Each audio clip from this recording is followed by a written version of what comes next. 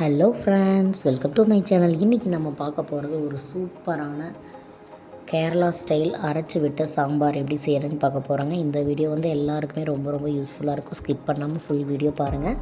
அதுக்கு வந்து பார்த்திங்கன்னா துவரம் பருப்பு பார்த்திங்கன்னா அரை கப்பு நான் எடுத்திருக்கேன். நார்மலாக சாம்பாருக்கு பார்த்திங்கன்னா ஒரு கப்பு ஃபுல்லாகவே வந்து துவரம் பருப்பு ஆட் பண்ண வேண்டி வரும். ஆனால் இந்த ஸ்டைல் சாம்பாருக்கு பார்த்திங்கன்னா அரை கப்பு துவரம் பருப்பு இருந்தாலே போதுங்க.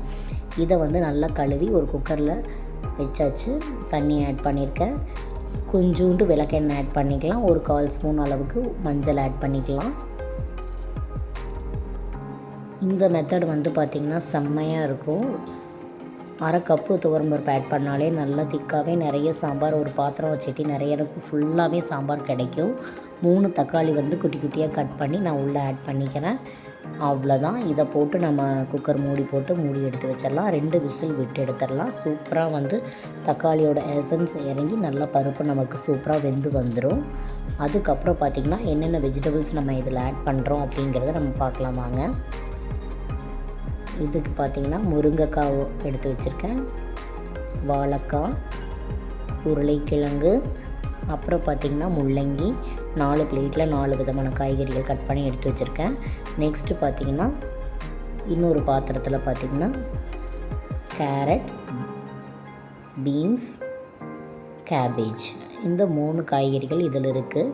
அப்புறம் பார்த்திங்கன்னா கத்திரிக்காய் கட் பண்ணி நான் ஆட் பண்ணேன். அந்த வீடியோ மட்டும் எடுக்கிறதுக்கு மிஸ் பண்ணிட்டேன், சாரி. மொத்தமாக பார்த்திங்கன்னா இன்றைக்கி வந்து ஒரு 8 வெரைட்டிஸ் ஆஃப் வெஜிடபிள்ஸ் வந்து இந்த சாம்பாரில் வந்து நம்ம கலந்துக்க போகிறோம்.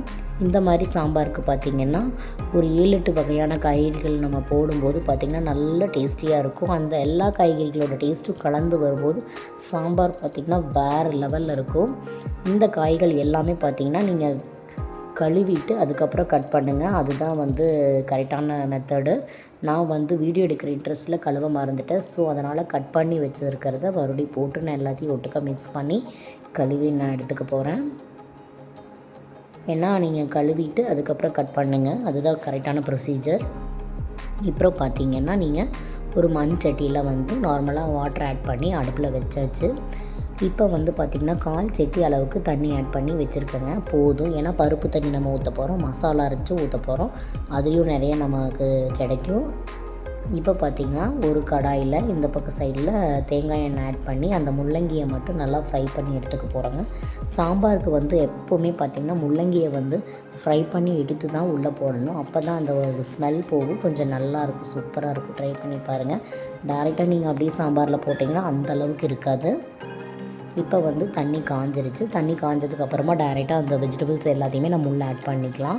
ஃப்ரை பண்ணி வச்சுருக்கிற அந்த முள்ளங்கியும் நம்ம இது கூட அப்படியே ஆட் பண்ணிக்கலாம். இப்படி ஆட் பண்ணதுக்கு அப்புறமா பார்த்திங்கன்னா இந்த பாயில்லையே பார்த்திங்கன்னா ஒரு 20% வந்து இந்த தண்ணியில் இப்படியே வந்து காய்கறிகள் வந்து வேகணும். 20% வெந்ததுக்கப்புறமா பார்த்திங்கன்னா நம்ம பருப்பு தண்ணி வச்சுருந்தோம்ல, 2 விசில் விட்டு வச்சுருந்தோம்லங்க, அதை வந்து டேரெக்டாக ஓப்பன் பண்ணி உள்ளே ஆட் பண்ணிக்கலாம். இப்போ நம்ம பண்ண போகிறது அதே தேங்காய் எண்ணெயில் இன்னொரு கடாயில் வந்து பார்த்திங்கன்னா மசால் தேவையானதை நம்ம வறுத்து எடுத்துக்க போகிறோம். என்னென்ன வச்சுருக்கேன்னு பாருங்கள். 6-7 வரமிளகாய் எடுத்து வச்சுருக்கேன். 1 ஸ்பூன் வந்து ஜீரகம், அரை ஸ்பூன் பார்த்திங்கன்னா கடலைப்பருப்பு, 1/4 டீஸ்பூன் பார்த்திங்கன்னா அரிசி, அப்புறம் பார்த்திங்கன்னா 6-7 மிளகாய், 2.5 ஸ்பூன் அளவுக்கு மல்லி எடுத்து வச்சுருக்கேன். இது எல்லாத்தையுமே போட்டு நல்லா ஃப்ரை பண்ணி எடுத்துக்க போகிறோம். ஒரு மூடி அளவுக்கு தேங்காய் வந்து துருவி எடுத்து வச்சுருக்கேங்க. இதையும் போட்டு நல்லா ஃப்ரை பண்ணி எடுத்துக்க போகிறோம். தேங்காய் எண்ணெயில் ஃப்ரை பண்ணிங்கன்னா நல்லாயிருக்கும், கமகமன்னு இருக்கும்.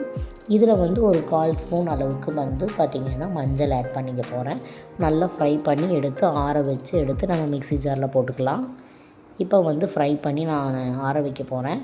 இந்த கேப்பில் பார்த்திங்கன்னா அந்த 10% 20% வந்து பாயில் ஆகிட்டுருக்கும் அந்த தண்ணியில் காய்கறிகள். அதுக்கப்புறம் பார்த்திங்கன்னா பருப்பு தண்ணி, இப்போ பருப்பு தண்ணி ஓப்பன் பண்ணிட்டாங்களா, இதை நம்ம டைரெக்டாக உள்ளே ஊற்றி ஒரு 10% வேகணும். இந்த கேப்லேயே நம்ம அதை ஃப்ரை பண்ணி ஆற வச்சுக்க போகிறோம். இப்போ வந்து அது ஃப்ரை பண்ணி அது ஆறிட்டு இருக்குது. அந்த கேப்பில் இந்த பருப்பு தண்ணியை நம்ம டைரெக்டாக அதில் உள்ளே ஊற்றிக்கலாம். ஊற்றினோம்னா அது ஒரு 10% வேகும். அதுக்கப்புறம் அதை நம்ம மிக்ஸி ஜாரில் போட்டு பேஸ்ட் பண்ணி எடுத்து உள்ளே ஆட் பண்ணிக்கிறது தான். பாருங்கள், இப்போ இந்தளவுக்கு பதம் வந்துடுச்சுங்களா. இப்போ வந்து நம்ம அந்த பருப்பு தண்ணியை வந்து டைரெக்டாக உள்ளே ஆட் பண்ணிக்கலாம். ஆட் பண்ணதுக்கப்புறமா ஒரு 10% வேகணும் போதும். அதுக்கப்புறமா அந்த 10% வேகிற அந்த கேப்பில் நம்ம மசாலா வந்து மிக்ஸி ஜாரில் போட்டு நல்லா மிக்சியில் அடித்து எடுத்துக்கலாம். நல்லா நைஸாக அடித்து எடுத்துக்கோங்க. பருப்பு நல்லா வேண்டாம், நல்லா நைஸாக அரைச்சி எடுத்துக்க போகிறோம். இதில் வந்து பார்த்திங்கன்னா இந்த சாம்பாரில் வேணும்னா நீங்கள் பம்கின் வேணால் ஆட் பண்ணலாம். வேறு என்ன காய்கறிகள் வீட்டில் இருக்கோ நீங்கள் எல்லாமே ஆட் பண்ணலாம், நல்லாயிருக்கும். மெயினாக பார்த்திங்கன்னா ஒரு 7-8 வகையான காய்கறிகளை ஆட் பண்ணும்போது நல்லா இருக்குங்க டேஸ்ட்டு. இப்போ வந்து மிக்ஸி ஜாரில் வந்து அரைச்சி வச்சுருக்கிற மசாலா வந்து உள்ளே போட்டாச்சு. ஃப்ரை பண்ணி வச்சுருக்கிறத போட்டு நல்லா நம்ம மசாலா அரைச்சி எடுத்துக்க போகிறோம். மதிய லஞ்சுக்கு வந்து இந்த மாதிரி சாம்பார் வச்சு சாப்பிடும்போது செம்மையாக இருக்குங்க. இப்போ பார்த்திங்கன்னா மசாலா உள்ளே ஊற்றியாச்சு. மசாலா உள்ளே ஊற்றுனதுக்கப்புறம் அந்த மசாலாவோட பச்சை வாசனை போகிற அளவுக்கு இருந்தாலே போதும். சீக்கிரமாகவே நமக்கு ரெடி ஆயிரும். நல்லா திக்னஸ் ஆனதுக்கப்புறமா வந்து பாருங்கள் ஓரளவுக்கு ரெடி ஆயிடுச்சு. அவ்வளோதான். இதில் வந்து தேவைப்பட்டால் புளி கரைச்சி நீங்கள் கொஞ்சோண்டு ஊற்றிக்கலாம். கொஞ்சம் புளி கரைச்சி ஊற்றுறோம்னா நல்லாயிருக்கும். அப்புறம் பார்த்திங்கன்னா அவ்வளோதான். இதை வந்து சாம்பாரை நம்ம இறக்கி கீழே வச்சாச்சு. அதுக்கப்புறம் பார்த்திங்கன்னா வெங்காயம், சின்ன வெங்காயத்தை வந்து கட் பண்ணி போடக்கூடாதுங்க, தட்டி போட்டு தாளிக்கணும். அதுதான் வந்து இந்த சாம்பாருக்கோட ஹைலைட்டு. நல்லா டேஸ்டியாக இருக்கும்.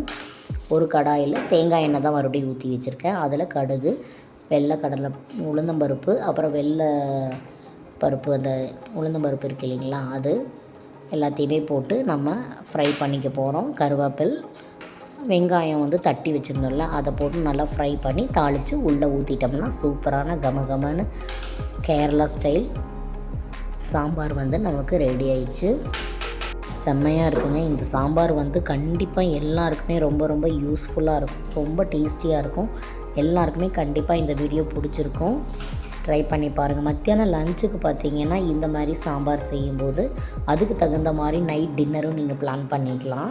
இப்போ வந்து பாருங்கள் சாப்பாடு வந்து ரெடி ஆயிடுச்சு. சூப்பரான சாம்பார் வந்து எடுத்து ஊற்றியாச்சு. சூப்பராக சாப்பிட்லாம் வாங்க ஃப்ரெண்ட்ஸ்.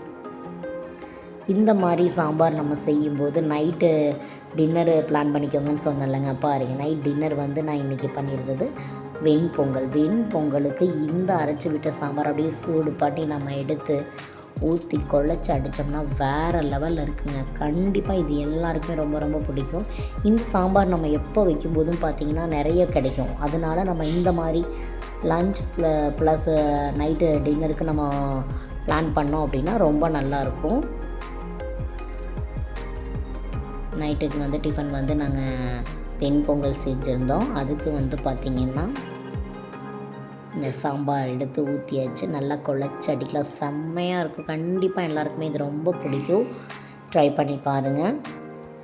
ஓகே ஃப்ரெண்ட்ஸ், சேனல் பிடிச்சிருந்தால் லைக் பண்ணுங்கள், ஷேர் பண்ணுங்கள், சப்ஸ்கிரைப் பண்ணுங்கள். நெக்ஸ்ட் ஒரு சூப்பரான வீடியோவில் வர. Tata bye by.